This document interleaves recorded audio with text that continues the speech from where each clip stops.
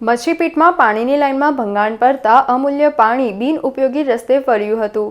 વડોદરામાં વિવિધ વિસ્તારોમાં આવનાર પાણીની લાઇનમાં ભંગાણ સર્જાવાના બનાવો સામે આવતા હોય છે, જેને કારણે અમૂલ્ય પાણીનો વેડફાટ થતો હોય છે। જોકે વારંવાર પાણીની લાઇનમાં ભંગાણ થવા છતાં પણ સત્તાધીશો અધિકારીઓના પેટનું પાણી હલતું નથી।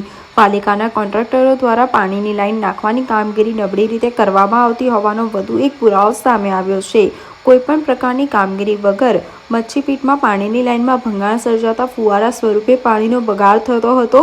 હજારો લીટર પાણી વેડફાઈ ચૂક્યું છે। કલાકોથી ફુવારા સ્વરૂપે પાણીનો વેડફાટ થઈ રહ્યો છે, પરંતુ તેનો ઉકેલ લાવવાવાળું કોઈ નથી। આ જોઈને સ્થાનિકોમાં રોષની લાગણી પણ વ્યાપી રહી છે। પાણીના ફુવારા પાસે કોઈપણ પ્રકારનું ખોદકામ કરવામાં આવ્યું નથી, તેમ છતાં અચાનક જ પાણીનો ફુવારો સર્જાતા લોકોના આશ્ચર્યમાં ઉમેરો થવા પામ્યો છે। આ સાથે જ વિસ્તારમાં ડ્રેનેજ ઉભરાવવાની સમસ્યા પણ છે, જેનું આજ દિન સુધી કોઈ નિરાકરણ લાવવામાં આવ્યું નથી। ટેક્સ ભરતી પ્રજાના પ્રાથમિક પ્રશ્નોનું નિરાકરણ વહેલી તકે લાવવામાં આવે તેવું લોકો ઈચ્છી રહ્યા છે। સમાચારોના સતત અપડેટ મેળવવા માટે લોકમત ન્યૂઝને YouTube ઉપર સબસ્ક્રાઇબ કરો, બેલ આઇકોન દબાવો અને અમારી સાથે જોડાયેલ રહો ફેસબુક, ઇન્સ્ટાગ્રામ અને ટ્વિટર ઉપર।